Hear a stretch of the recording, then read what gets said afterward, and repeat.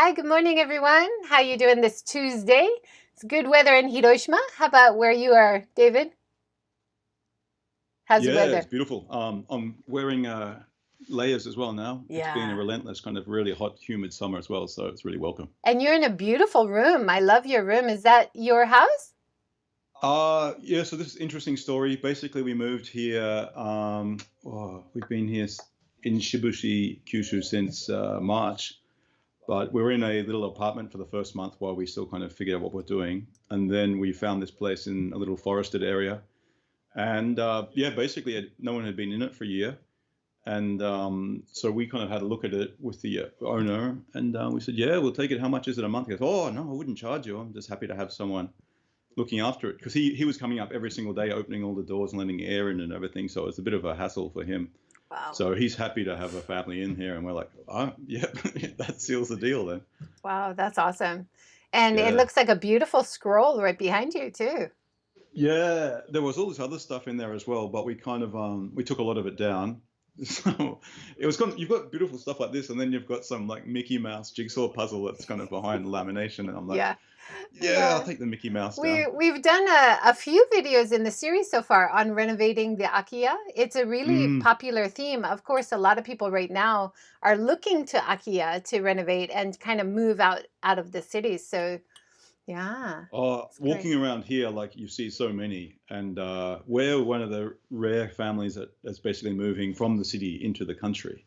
Everyone else is going the other way. Right. So we're kind of welcomed with open arms, and they go, how long are you going to stay? You're going to stay forever? And we're like, oh, we can't promise that yet. I But we just were actually, oh, sorry, no, go we ahead. were living on another island in the Seto-Inland Sea until about March. And, people were offering us houses there for free. They needed work, of course, but it's it's not hard to find an old house, yeah. Yeah, it's great that the government is also now funding people from Tokyo to move out. And if you keep your Tokyo job, but you work remotely. So yeah, there's a lot of great initiatives. And I think it was Stuart Galbraith in the series, and he said his property tax, like ours is maybe $50,500 a year. His is like $1. Yeah, wow. Because you move out to the countryside, they want to keep you there. So Mm, let's start with a little bit of background. I love sure. your video, How I Became a Journalist. Thank you. That's awesome. Can you give us a brief summation of how you became a Yeah. journalist? Yeah, how you're. Yeah, okay. So obviously the video takes 17 minutes to explain that, but I'll try to compress that. Yeah, basically, I went through high school. I didn't apply myself at all, and my results reflected that. So I finished high school with no real idea. I mean, I knew what I wanted to do. I wanted to rollerblade around and make videos with my mates, like skate videos. But at that stage, I was like, okay, career-wise, my dad paints houses. Maybe I could do that with him. Um, and somehow or other, I found myself in a little community college. We call them TAFEs in Australia. A little business course, a diploma course that was 2 years. So I started to apply myself, even though I didn't really have any real interest in the subject matter. And then once I finished that, it kind of led on to a degree. Well, it gave me a degree in 2 years. So I thought, well, a university degree can't help. So I'll just do that. We're still with no real idea of what I wanted to do. But while I was doing university, I got the opportunity to go to, I got a scholarship, which was a nice contrast from my bad results in high school. And I went to Texas for seven months. And anyway, one of the things I had to do because I received this scholarship at the end was to write a report. And I could have wrote that in 2 or 3 pages, but I ended up like writing, I think 30,000 words or something.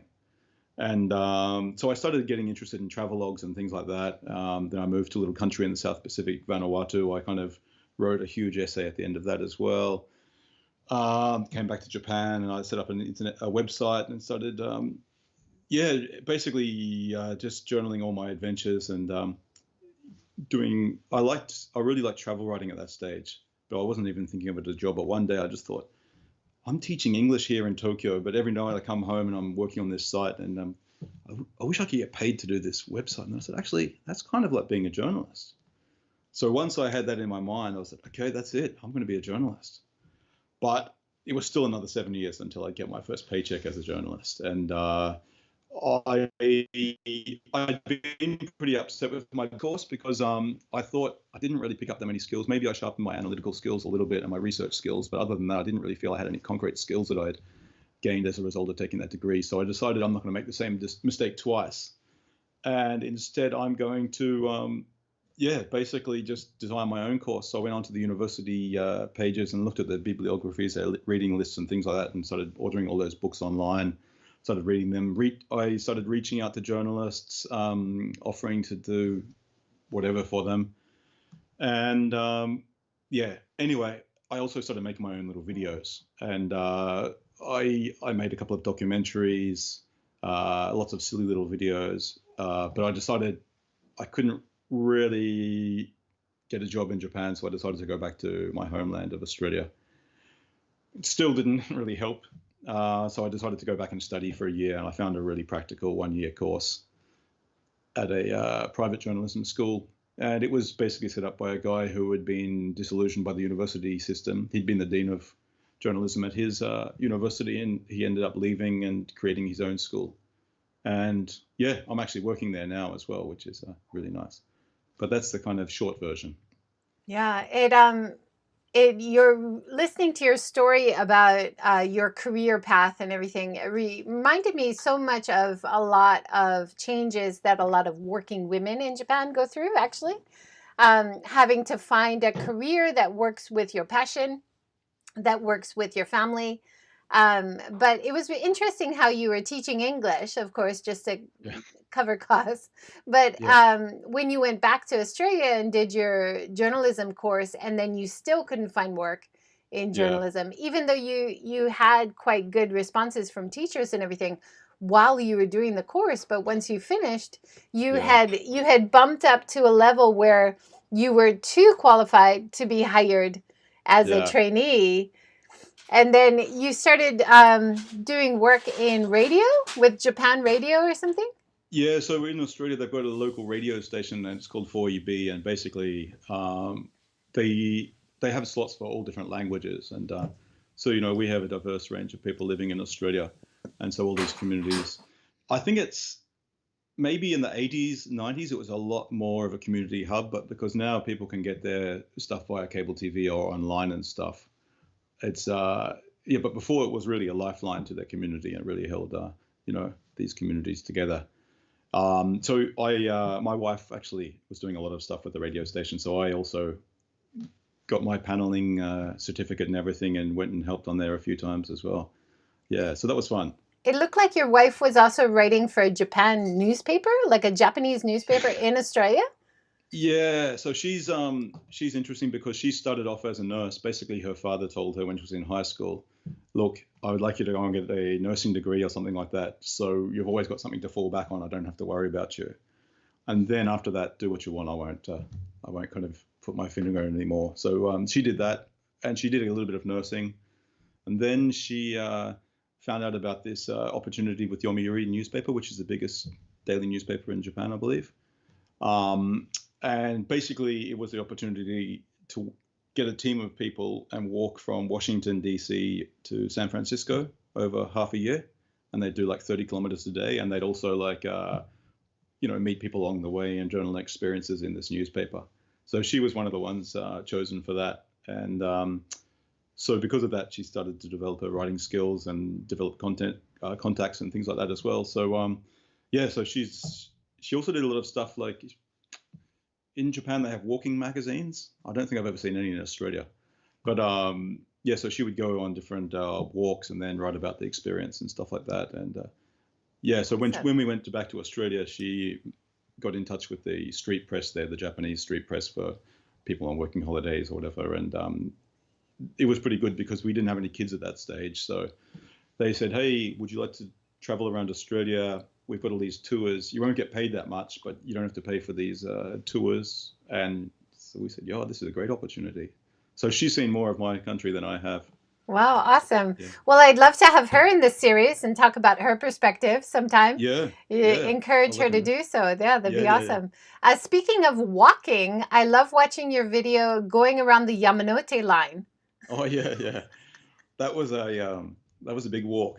I think it's hard to. I know the Yamanote line's about 34.5 kilometers, but because when you're walking, you can't walk along the train tracks, so there are bits where you have to zigzag and kind of jut in and out. But I can't even remember how I got that idea. But I thought, yeah, it's just like almost a marathon. I can walk that in a day. And I was also, lots of people probably just watch on their phone without realizing, but I'd filmed it all in vertical. And as a video journalist, it's interesting because lots of video journalists are purists and they refuse to shoot in vertical video. They think it always has to be kind of widescreen aspect. And I've seen people on trains who are watching widescreen videos and they're watching them like this, even though they can just turn their phone like this and see it in all its glory. And so after seeing that, I said, no, I'm going to start doing a few vertical videos. And that was kind of like a test using the vertical video format. Yeah. I thought it was really fun. And then it gave me some insight into the kinds of things that you're obviously passionate about, like showing real life in Japan, showing the homelessness on the street, and showing the plastic ivy on the shops. You know, I mean, the kind of stuff that you do not find in normal travel guides or the glossy come to Japan, it's amazing kind of videos that there's a lot of, right? Oh, I'm constantly disappointed by travel sections in like magazines and things. It's all, I mean, I understand the business model. They're basically these big hotels and tour groups are paying for the content, so of course it's going to be like that. But yeah, I just travel for me is always it hasn't even been about going places. Even like in my own backyard, I like to have that travel kind of mindset and actually go down roads I've never been before or explore. Like when I was a kid, I was going up the tree, I was jumping on the roof, and kind of I knew every single square inch of that plot of land. Yeah. Yeah. Well, I think it's important. I mean, when you're talking about travel videos and promotion and marketing, there's a big problem in the tourism sector when you only show the glossy, amazing part and you don't show the reality, right? Like if you're showing beautiful beaches, but you don't show that actually on this beach, there's usually a lot of plastic pollution, or this is a beautiful shrine in Japan, but you don't show that actually usually there's loads of crowds everywhere. Yeah. Right? So if you only show the pristine, the amazing, that's really actually impossible for the normal person to get, you're doing a disservice for the destination as well as for the customer, right? Definitely. Need a bit more balance. Saying that, there's also a limit. Like when we were living in Osaka, I used to have my own little tour of Osaka I'd give visiting guests. But my wife was a little bit upset because she said, look, if they've been in Japan and they've seen a lot, it's fine. Because my tour kind of involved walking past the place where they had all the brothels, also the area of Nishinari, which is basically the poorest part of Japan I've ever seen. It's like really, it's you see cars with their wheels taken off on blocks and people crowded around like barrels with fires in there and dogs with 3 legs walking around. People pass out on the street and like it's pretty crazy. But for me, it's real life and I connect with people. It was weird. Like I'd go through there and people say, oh, thank you for all the blankets you brought me last week. And I said, no, I didn't bring any blankets. No, it's fine. Don't be modest. Thank you. Yeah, so I was having real connections with people and I really want to show that to people, but I understood my wife's point as well that, you know, it maybe doesn't have to be the first place I take everybody. Yeah. No, I mean, absolutely. You need the balance, right?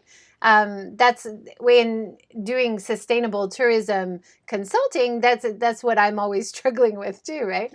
Like they only want to show the most famous place and that's fine. And usually that's the only place tourists want to visit because that's the only one they've heard about.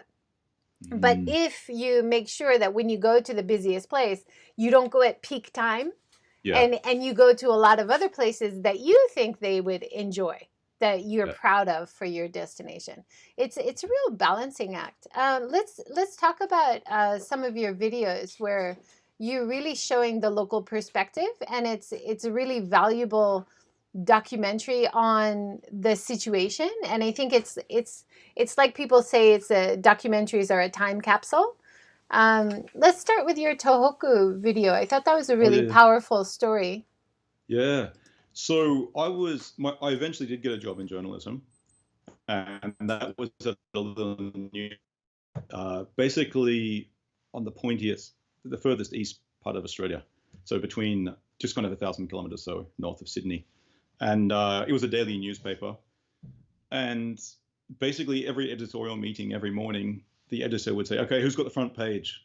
And so that was the focus. Okay, who's got the best story for today? And we'd kind of all pitch our own stories. And I didn't have a beat as such. Like some people said, okay, you call the cops every morning, you've got counsel. I was a general reporter, so it was good. I had freedom to kind of look for anything, but also sometimes it was difficult because if you called the police in the morning, and asked the duty officer what happened overnight, they've probably got 3 or 4 yarns in your pocket, and maybe one of them's a good one for the front page. But I had to it was good. I really had to be creative in terms of ways of finding stories. And because of my Japanese connections, I said, I've got to really use this. And I knew the Gold Coast Marathon was coming up. So I said to the organizers, I said, look, I'm sure somebody is coming from one of the affected areas in Tohoku. And I'd really like to have a chat with them for a newspaper. I can ask all the questions. I don't need you to organize a translator or anything like that. And they didn't get back to me for a while, but eventually they did. But they also sent out the same information to every single other journalist out there, and which is fair enough. But so I turned up and talked to these guys, and it'd been a long day for them, and they were kind of jet lagged and tired, and they weren't really used to dealing with the media, so they were kind of exhausted. But eventually I got in there. I said, I'm so sorry. But they were kind of relieved straight away that they could just speak to me in Japanese. And so I did the story. It went on the front page and everything. That was fine. But we were going to see my wife's family in Osaka, a year or two later. And I thought, actually, it'd be really nice if I took this front page and gave it to them because they wouldn't have a copy. And I said, actually, I should even make a video about it. And I know their names and I know which city they're in, Minami Sanriku, but I'm not sure exactly how to find that. But that in itself is also part of the story. So I just grabbed all my gear and jumped on a bullet train and headed up to the affected area. And, it was flat and still. It was just like completely leveled. Even though it showed a railway on the actual map, there was no railway left. It had been washed away. So you had to kind of jump on a bus and go in there. And so I went up there and I started just going to the main set of shops. And I just said, hey, do you know these guys? And I showed them the front page. Oh, he looks kind of familiar, but no, I can't say for sure. But I'll ask around, so come back a bit later on and we'll see you. And I basically just walked around just asking everyone I met if they knew these people. I went up to a school and they said, oh, we can't really give out any information about school. They may or may not go to this school. And anyway, I hadn't even made a booking for a room or anything that night. And I eventually found a little minshuku, like a little lodgings kind of thing for the night. And in the morning, we're having breakfast and the guy next to me asked me what I was doing. And I said, I told him basically what I just told you. And he said, oh, so how are you getting around everywhere? And I said, just walking, lugging all that gear. I said, yeah.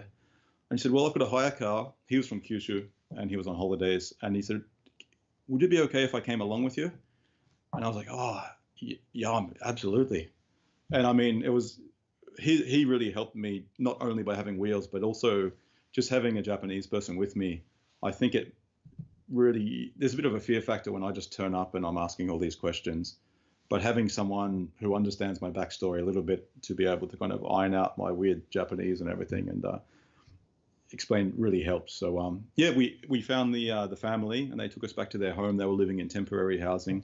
I would have liked to have shown that, but it wasn't really appropriate to show that. It was just like a temporary house, very small, and but they welcomed us in and said, yeah, go out with the boys. And so they kind of showed us where their house used to be. And it was just leveled. And I picked up a few little bits of broken porcelain and put them in my pocket just as a keepsake.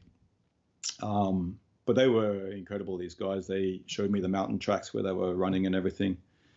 And I made it into the video for the newspaper. I was no longer working at the newspaper, but I worked for the parent group of the newspaper, the group side.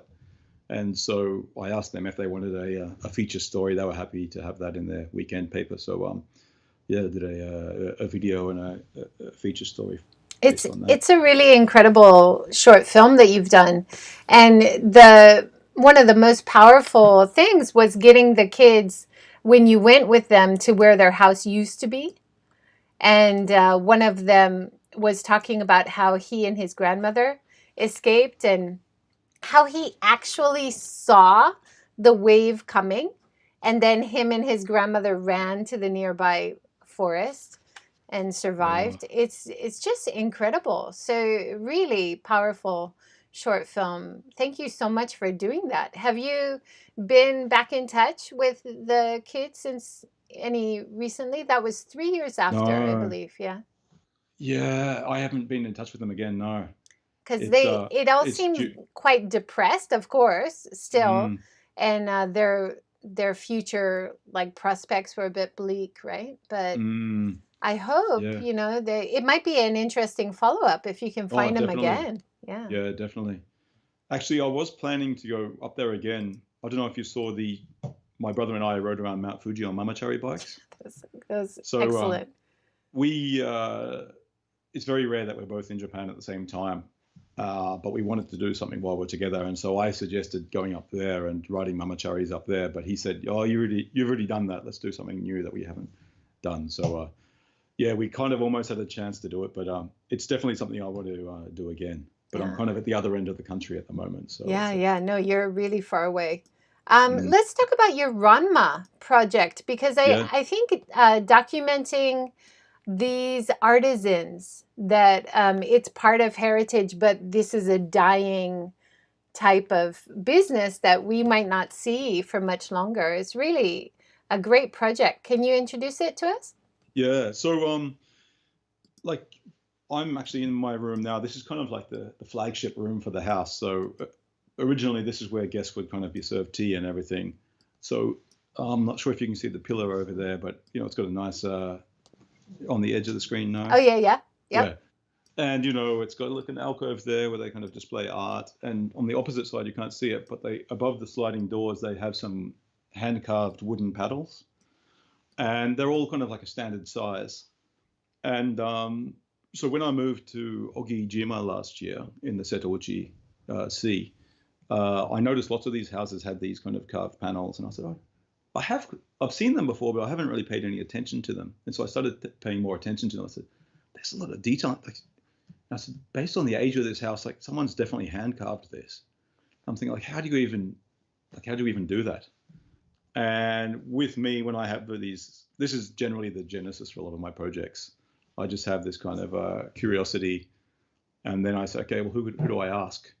So I found out they were called Ranma. I didn't know that before then, but I found out they're called Ranma. So I thought, okay, let's find some Ranma makers around here and see if they can kind of outline the process. And yeah, fortunately, there seem to be a lot of artisans in Takamatsu area. So that was easy enough. It was like a 40-minute ferry ride from the island I was living on, which was really actually handy. It's like you didn't need a car or anything there, but your lifeline basically was that ferry, the daily ferry that had 6 services a day kind of thing. But again, because I often I can have a conversation on the phone, which is fine, but often there are misunderstandings in terms of like my intent, and I don't want them to think it's a scheme. So I asked my wife if she could actually make the original phone call, and so she did that, and she's really diplomatic and she's good. And this guy was about my age, and he was happy for me to go in there with my camera gear and everything. And yeah, so I organized time, went over there, and I can't remember if he was second or third generation, but his father was also a woodcarver, and it was part of the family business, and he was continuing that tradition.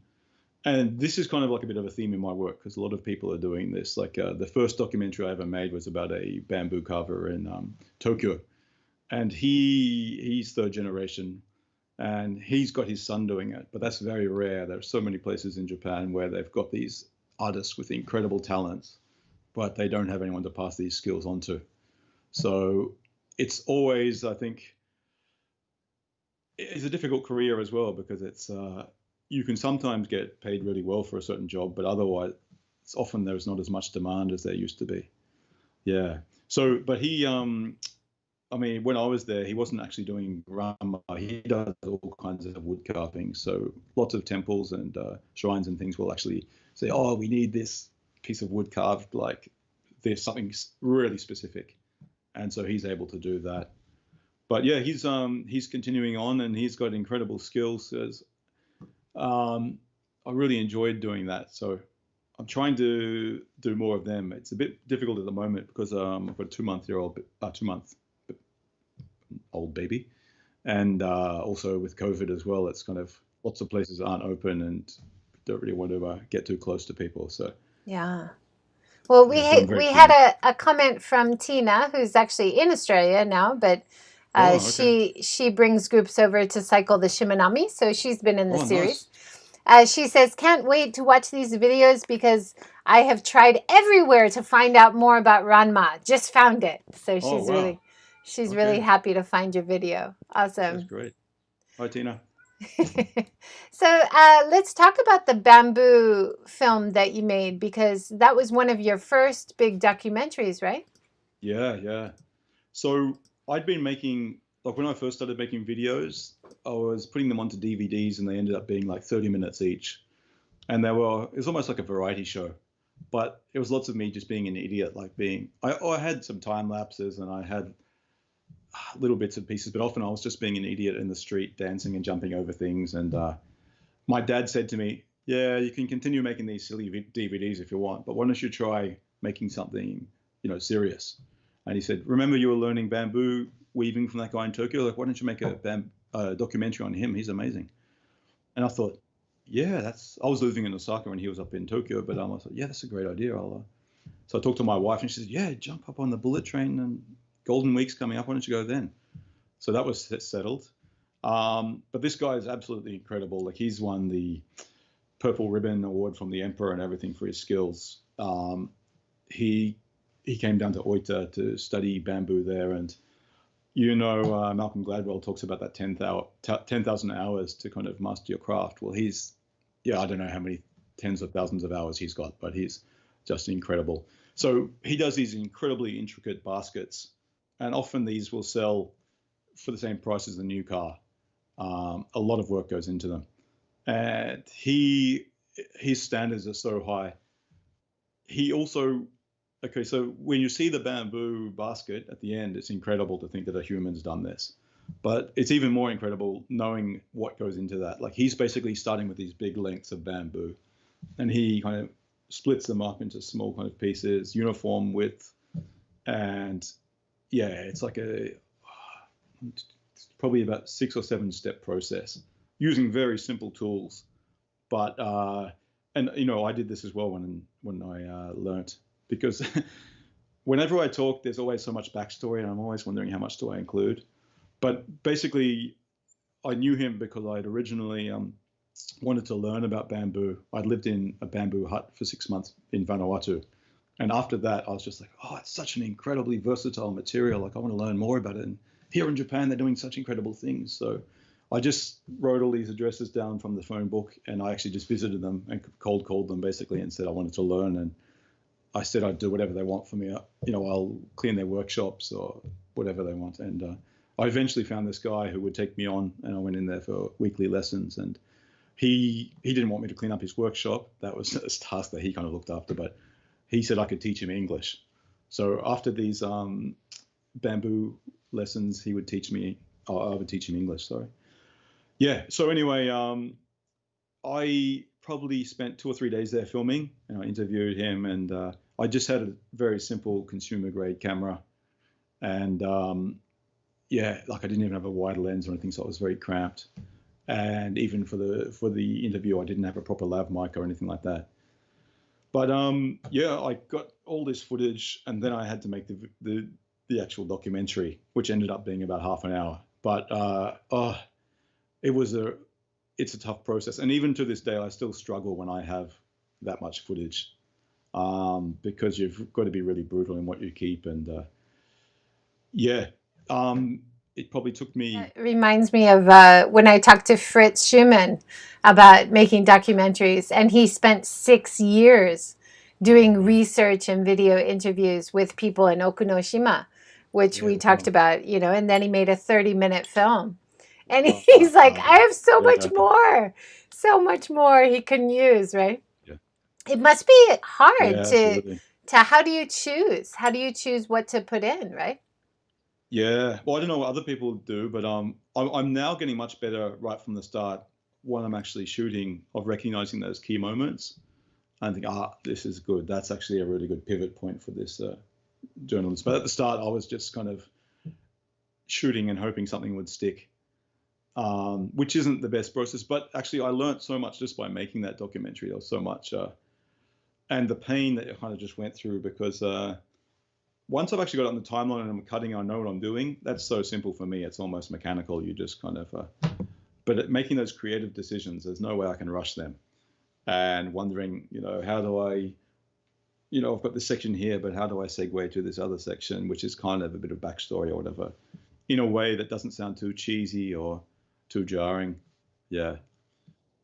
Uh, yeah. Thank you. I'm really impressed with your voice without being in front of the camera. So you've developed a great style to focus on the subject matter Mm. without being in front of the camera, and that I think is really hard to do. But you've done it really well. Oh, thank you. Let's talk about your Sento project. I really love that one. Yeah. So Sento, for those who don't know, is a communal bath basically, and they used to be ubiquitous in Japanese cities. Often you'd see lots of the cheaper apartments didn't actually come with a bathroom, and so what people would do would they just go down to the local bathhouse where you pay a couple hundred yen or whatever for to go in there and clean yourself. And so whenever we visit my wife's parents, there's a Sento, like a 2 or 3 minute walk around the corner. And so one of the things I really look forward to is going to that Sento and just it's just it's not like a particularly beautiful one in terms of the architecture or anything. It's pretty standard, but it just feels authentic. And just the local people going down there and chatting with each other and washing themselves. But I always really look forward to that. So one day I was down there, and after I had my bath, I was talking to the owner. And he told me that he'd been working there for 15 years or so, but in that time, he's a member of the local council of Sento operators, whatever. And he said in that time that the number of Sentos in that area had halved, and this trend was looking, like it was not going to end anytime soon. And so he wasn't doing particularly well. He was making enough to get by, but it wasn't like he was living an opulent lifestyle or anything like that. And I said to him, would it be okay if I find this really interesting? I'd like to kind of document it. Would it be okay if I came down with a camera? And he goes, yeah, sure. And so, that's the first step. Once you've got them not only on board, but completely kind of cooperative, it's a big start. But, for me, all of the stuff I do love about the Sento, I couldn't really show because I can't go inside the Sento when people are bathing in there. They're all naked and I'm in there with a camera. It's just not going to work. But I managed to kind of go in there before I decided to focus more on him as a person and, what his daily routine was like. So we could go into the bathroom before the customers came in, and it's a long day for him. He's in there the whole day. Yeah, it says in your film he starts at 3 p.m. and he finishes after midnight. Yeah. After Well, he did 3 p.m. is when it opens. So right. he's in there before getting, starting to heat it up and everything. And then he's there cleaning after midnight when it closes, and he's got to clean the whole thing. Yeah. You've got some great quotes in there from him. I love that when he says, "Because everyone's naked, it breaks down barriers. There is no class differentiation. Strangers can become friends." And I know that sounds kind of creepy, maybe, to some people when you're talking about being naked with strangers, but. Yeah. In terms of Japanese culture, that's a really beautiful thing, right? Like Absolutely, yeah. you leave your beautiful suit or workman's clothes at the door. You are the same as the person next to you. Wow, I found that really profound, That actually I didn't actually put this part in, but I'd asked him also about tattoos because that's all. this is, I think, I actually filmed this just before the Rugby World Cup, and so people were talking about, onsen not letting these people in because they've got tattoos, and foreign people. Obviously, the rule originally was there to keep Yakuza out, but it's no longer the case that only, well, I'm not sure it ever was, but that Yakuza only have tattoos. But yeah, he said, no, everyone's welcome. We don't discriminate there. So yeah, if you want to go and you've got tattoos, you can go to at least his anyway. It has a history back to 1930s. Is that right? Yeah. He Amazing. said that during the war, they did something else, something about making pipes or something like that. So, I mean, that was quite common in Japan during the war for everyone to kind of put their business kind of towards the war effort. Yeah. Yeah. I think some people might get confused between onsen and sento. Sure. So sento is basically normal water. Yeah. It's just a hot bath, and usually Yeah. it's nicer baths. You would have like a jacuzzi style. You would have a really hot one. You would have Yeah. a cold one. Yeah. Sometimes you would have a sauna or something Yeah. inside. So it's providing, like he says in the film, it's providing something you can't get from your normal house bath, right? Yeah. And it's nice because he'll often do seasonal things as well. So like when yuzu are in season, he'll go do a Sunday morning yuzu bath and just kind of plonk these bags of yuzu in the bath, and it's not overpowering either. So it's just a kind of subtle kind of. No, it's nice. And then sometimes you'll find ones that they use the kampo inside, so they have like the Japanese herbal medicine, like in a big tea bag that they seep inside. It's good for your skin.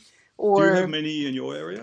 Oh, we have a few, but since coronavirus, they have been linked to outbreaks. Oh, really? So Okay. I think a lot of them are closed now, or people have a worry about them. Sure. Even though you're around soap, I don't know. It's like we don't really know how coronavirus is easily. If you're washing your hands, it seems like okay, but does that mean washing your body is the same? You know what I mean? Yeah. Well, I mean, it's a steamy enclosed environment, so that humid air would kind of be wouldn't be well ventilated, I guess. So maybe not. But he said, and this is even before coronavirus, he said that 3 to 4 were closing each month. So I'm a bit worried whether we're going to have any sentos at the end of coronavirus, right? Yeah, absolutely. And I mean, just looking around as well when I'm in there, I'd say it's probably about 70% people over 70 that are there. Yeah. And it is a real pity, I think, because I just think they're incredible. I lived in Tokyo in an office for 3 months. I tend to find that like these people just offer me this, but this guy knew that I was living in a guest house that I wasn't really enjoying. He said, "Why don't you live in my office?" I said, "Is there a bed? I didn't even think of a bedroom or anything." No, there's no bedroom. Just sleep on the sofa. I'm like, what about my clothes? Just put them in the filing cabinets. Like, but what about a bath? Oh, there's a Sento down the road. And so, I was going to a Sento every night then, and I just love them. I think they're fantastic. And they're just a few hundred yen, like really reasonable, right? Absolutely, yeah. Yeah. Let's talk about some of your smaller documentaries that you did. So you did one on a self-publishing author who carried his books around on a cart. Yeah. So this is Kaneki Yoshio. And I found these guys in Osaka in the, it's kind of the Akihabara of Osaka, so the electronics district called Denden Town. But I originally found these guys who had decorated their bicycles with all these cartoon characters. And I'd seen cars like that, but I'd never seen bicycles like that. So I asked them if I could follow them around with the camera, and they said, sure. And I did a day of filming, but then they got cold feet and they thought I was going to make them the object of ridicule. And but anyway, while I was filming that, I encountered this guy. They were kind of having cheeky banter with him, and he was like, "Oh, you shouldn't be filming me. You shouldn't be filming them. I'm more interesting than them." And so I must have got his card or something. And I said, "Hey, I met you on the street the other day with those guys. I was filming. Are you still happy for me to come and shoot you?" He goes, "Yeah." And so he used to work for a gas company, and then he decided that he had this vision of this philosophy that was going to help humanity. And so he wrote it in the style where an alien comes down and has a look at the humans and kind of describes what he sees and wants to kind of slap all these humans. So it's called Uchujin no Tsukomi, I think. So like in Kansai humor, they have the Tsukomi, the person who slaps basically. And so the alien slap, I guess, which I didn't translate very well in the actual video. But yeah, so he was just really passionate about this, and he said, major publishers aren't going to touch this, so I'm just going to publish it myself. And I'm not sure if I can get it into bookshops, and even if I can't connect with the readers. So the best way is to just set up my own shop in a wagon. I'm just going to go along the streets. People will recognize me, and I'll talk to everyone before they buy the book. And that's what he basically did. So I think when I was filming that, he'd sold about 800 and something books. Like he used to write the number on the board, so he knew exactly how many he sold. And he went back every night and got onto his Excel spreadsheet, and then we would put in every single line, where he sold at what time, a location, and any notes about the person. Oh, a young guy with a weird hat or whatever. He'd write all this down. So yeah, but since then another guy's done a really good professional looking documentary on him, which I really want to see, but it's really difficult to find anywhere. Yeah. It's hard. I mean, it brings you to the whole idea of how do you get funded to do these projects? I mean, you were an English teacher for a long time because my funding model, because you can't find funding for filmmaking projects, right? Yeah. It's a struggle. But, yeah, for me, I don't know. It's my passions. I don't know. I don't really worry when it's something I'm so passionate about. I just kind of think, okay, I'm going to do this. If I get paid for it, if I don't, I'm still going to do it. And I'm pretty lucky, really, because it's kind of become my career that I am.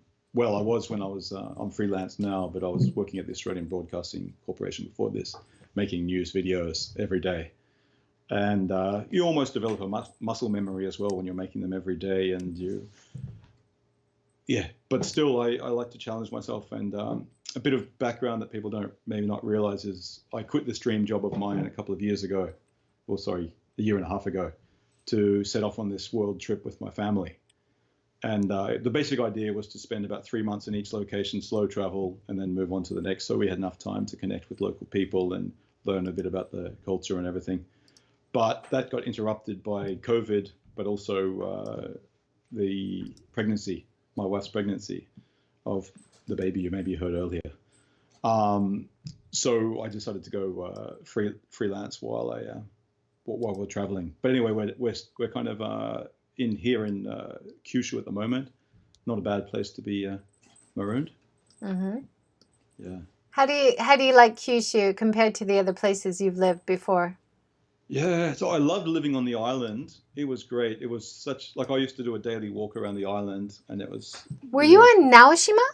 No, but very close to Naoshima. It was just I could see Naoshima from my island, Ogijima. Ogijima, yeah. Yeah. Have you been there? Yeah, yeah. Oh wow. I've been to all the islands around that area. Yeah. Okay. Yeah. How long ago were you there? Oh, a couple years. Yeah. Since I've been working as a tourism consultant, trying to get around. And my plan was to go again for the big art festa. Yep. But it wasn't really. Was it not really going on, or it might have been going on? But it was on last year. And last year I went. Yeah. Is it every other year? No, it's every 3 years. Oh, okay. So. Yeah. Yeah, I was there last year. Oh, no way. Yeah. Okay, I was there. I would have been there. If you were there in the spring or the summer session, I would have been there on the island. Yeah, I went both spring and summer, I believe. Oh, wow. Yeah. Okay. So now, do you remember the place? Ogijima, remind me, which one is Ogijima? Is that the one with the birds at the dock? No, that is Megijima. Megijima, That's a sister island. So it's the one with the, it's kind of got the white curved roof with all the letters. Okay, yes. Yeah. And you have the amazing old folks trolley factory. Yes, the Omba, yeah, Omba factory. Yeah, so I lived just across the road from Omba factory. Okay, so, excellent. Yeah. You know, I tell so many people in Japan that before we were here, we lived in Ogijima. I said, where's that? And some of them don't even know Naoshima. Shodoshima? Ah, yeah, Shodoshima. Yeah. Okay, yeah, I'm really happy to Well, hear that you were there. probably Naoshima is the most famous Yeah, because they have what company is there, and they have that big, beautiful the museum. Benesse, Benesse, yeah. yeah, And they have some really spectacular museums there, and I yeah, think that really attracts a lot of people. absolutely, yeah. But How yeah, fun! it's really interesting with Ogijima because they don't want to be populated with tourists like Kyoto, and so they're actually really trying hard to attract more people to go and live there rather than just getting tourists there. That makes sense. And Yeah. yeah, so I wasn't even the only foreigner living there. There was another family from America there, and it's only 170 or so on the whole island. The school there, my daughter was in a school with 5 students and it was combined junior high Wow. school and primary school. Wow. Yeah, Yeah. Well, whenever I meet people that settle with families in the rural areas where the population is declining so much, I always say thank you. Thank yeah, you for taking your kids there because you're probably keeping that school alive yeah, with yeah. your kids, right? But Amazing. I mean, I think for me, it's a no-brainer really because I lived in Tokyo, I lived in Osaka. I love both those places, but I was a single 20-year-old man kind of thing. But yeah, if I think about being, especially during this pandemic, if the kids were kind of all cooped up in a little Tokyo apartment, even if you go down to the parks, I mean, yeah. Whereas here, I don't know if you've seen some of the pictures I've posted on Twitter of the rivers and things here, but Gorgeous. crystal clear, beautiful. Yeah, Crystal. yeah, Oh, it's so refreshing absolutely. when it's hot. We Yeah. have a comment from Erin. Thanks for joining, Erin. Erin says, Sento are the best. Yes. There you go. And apologies if this has already been answered, but as I came live late, but how did you get into filmmaking in Japan to start? Yeah. So basically, I bought myself a camera. It was I went down to BigKama.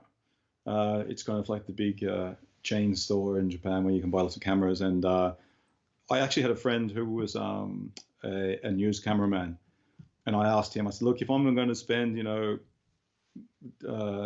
100,000 yen or so, $1,000 or so, what camera would you get?" And he said, "Oh, this one's the best for that price." So I just got that, and I just took it with me everywhere and started filming. And I had no idea what I was doing, but I was, yeah, basically every time I watched television, I was looking at it really analytically and say, "Oh, that's an interesting way first of all, they have this establishing shot so you know where you are, and then, okay, so wide shot first, and then you kind of move on to the other detail and stuff like that." And yeah, it's just constant trial and error, really.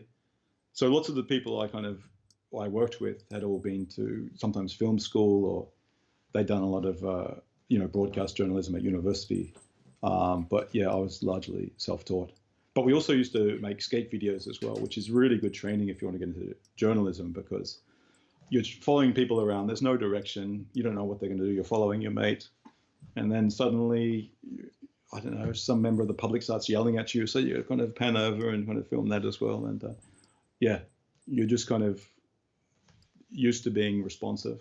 Yeah, I told my son I was interviewing a guy who's a photojournalist, a video journalist, and he used to be a skater. And he Yeah. always wore his helmet. And my son's like, cool. Because he's Mainly, I didn't always, though. Yeah. my son's an avid skateboarder. Oh, And nice. one rule I said as a mom, Yeah. to let you do this, you have got to wear a helmet. I Yeah. can't ask for anything else, Yeah. Oh, that's great. He's been It's like funny. the only one with a helmet on at most skate parks, but Yeah, but that's good. I think that as well is really important. Like at skate parks as well, it's quite brutal. Well, we're at high school. Skaters weren't particularly cool then. And you go to we were on rollerblades as well. So we went to the skate park. And then when you get to the skate park, you get the same thing from the skateboarders that you did from the jocks at school kind of thing. So you're either, I mean, we were lucky we had a couple of us that we still had the core group that we could connect with. But yeah, you build up thick skin. yeah. Just quickly as well, you reminded me of something else. During our trip, we were in Norway, and we were invited to visit a school there to go and talk to them. And so we're in there and we're talking, and the kids kind of aren't really paying attention. And the teacher said, "Oh, so what do you do for work?" I said, "Oh, I make YouTube videos." And they, "Whoa!" Well, the kids start freaking out. Like then they start peppering me. What's your channel name? And Yeah, I think they're a little bit disappointed that most of my really popular videos have been made for other channels rather than my own. But yeah, it's so funny that that had so much social currency. That's wild. You have been all over because you were in Vanuatu. How do you say that? Vanuatu. Vanuatu. Yeah. You, of course, grew up in Australia. You've been in Japan a few times over your career. Yeah. You studied in Texas, in the Texas, States. San Antonio. Yeah. And then now you're saying you went to Norway? My goodness. I love Yeah. travel, so I'm so jealous. Well, yeah, well, I hadn't been overseas until I was almost 19. And I had friends at school I saw, and they went to Disneyland in the summer holidays or something. And I was like, wow, I can't even imagine what it would be like to. I remember a friend went to New York, and they brought back the map, and that was laid out on the table, and I was just looking through Central Park, what Broadway? I've heard of all these places. So when I could actually go when I was an adult, because my mum was really good like that. She basically said, look, when you're 18, you're an adult legally in Australia, so I'll give you a key and you do whatever you want. You make your own decisions then. And yeah, so I really had a lot of pent up kind of desire to travel. And yeah, but Europe, I only went to Europe for my first time last year, and we bought these great Eurail train passes, and they basically allowed unlimited train travel in Europe. That's awesome. Yeah. I think I mean, especially in Japan, like I was saying to my husband this morning, I've interviewed so many Australians in Japan in this series. And when I took students to Queensland, actually, where Oh you yeah. used to live, Yeah. there's so many connections to Japan in Australia that I've noticed. A lot of kids study Japanese at high Yeah. school. You know, I mean, nobody in Hawaii is really studying Japanese at high school. So Really? yeah, it's you guys have a lot of connections to Japan. I was really surprised. Another video I did, actually, I'm not sure if you saw it, but I found a school in Brisbane that started doing a bilingual program from year one. Wow. So they're basically studying the same thing in English and in Japanese. So they do maths in English and then they do maths in Japanese. And so it was kind of familiar, but it also gave them the whole language component as well. That's the way to do it, right? You do it content based. It's not just let's practice communication that doesn't Yeah. matter. Let's Yeah. actually use it as a tool to study something else, right? Yeah, That absolutely. is so clever. David in Seto-Uchi says, I'm popping up here right when you're talking about Ogi. Nice. Yeah. I think I've never met a bigger Ogi aficionado than David in Seto-Uchi. Yeah, well, he covers Kagawa so beautifully. So thank you for watching, David. Aaron says the rollerbladers called the skateboarders wood pushers here in the States back in the day. Lol, take me back. Not me. I just call everyone a roller. Everyone's A roller. rolling around. Okay. Everyone's rolling around having fun. Yeah, No my son often teaches me the lingo, right? Like I'll call skaters roller skaters. I'll call them skaters, and he'd be like, "No, that's just skateboarders. You can only call skateboarders skaters," and very strict. I disagree. Roller skates were around before skateboards. So. Yeah, okay. Aaron says you've been all over. Now, we've got a few more minutes, so let's talk about your collaboration with your brother, your bro ventures. I love it. Yeah. So my brother, he's 2 years younger than me, and we've done a lot together. Like we rollerblade together. He kind of does graphic design, but he also does some video production within his job as well. So we have a lot of similar interests, and he's also spent time in Japan. So he came to visit me when I was in the States as well. We took a road trip together on an oily rag to New York, and came to visit me in Vanuatu as well. Slept in my bamboo hut with me. We got malaria together. Yeah, so we're really close, and recently we've been making videos together whenever we catch up. And this time we wanted to do something together, but we're in different parts of the world. And so we thought, what can we do? And he came up with this idea. Why don't we have a chat and go for a walk at the same time? And we both carry a GoPro, and we'll just film it.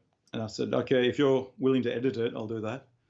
And so for the first one, we kind of just had the GoPro showing our vantage point, basically. So whatever we were seeing, we weren't visible in the frame.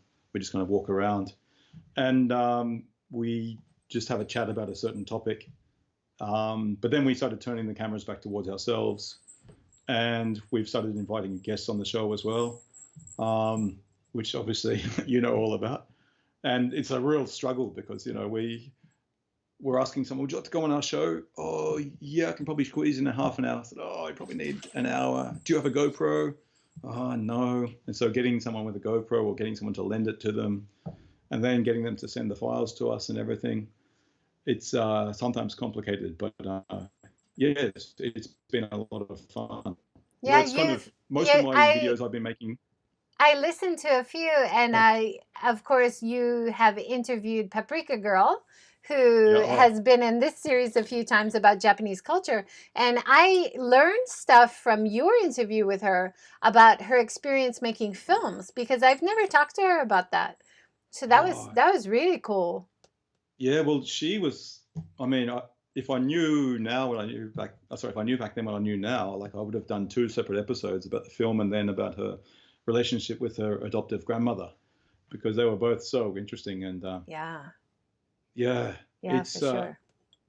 I really want to get more people. At the moment, we've only had people in Australia and Japan, so I'm trying to get other people. But yeah, I know we could just do it like at a desk or something, but part of this is about the walk as well and showing that local well, scenery. I would love to join. I could walk around Hiroshima and join your conversation. It's a deal. Yeah, awesome. Let's line it up. We have a few comments to get through. Aaron says, I'm in Indiana and studied Japanese in high school. It's rare to have a curriculum option many places, though. That's great. Wow. Japanese in Indiana. Yeah. Dan H says, David, if there was only one more documentary you could shoot, what would it be? Also, what one documentary you wished you could have been part of? Ooh, big question. Oh, big questions. Yeah. Which one would I? It's not the most profound, but I love this punk band from California called Rancid, and I first heard them in a skate video. But I was always thinking it'd be so cool if I could follow them around and watch them make a record. And I would just, because, you know, I hear the finished product, but I'm so interested in the process and how these things, what's happening in the background. And that's what I love about journalism. I get to go behind the scenes where lots of people don't get to go, and hopefully share that with everyone else. And one documentary that I would have loved to have been a part of that, see, part of me loves those nature documentaries, but then I'm not sure if I've got the patience to be sitting around for days to get one 10-second shot. And, you know, I really admire the people who do. And because, I mean, that kind of patience is just off the charts. I know, it's amazing. You hear people who do like National Geographic, how they wait for 3 days for one 10-second shot or something.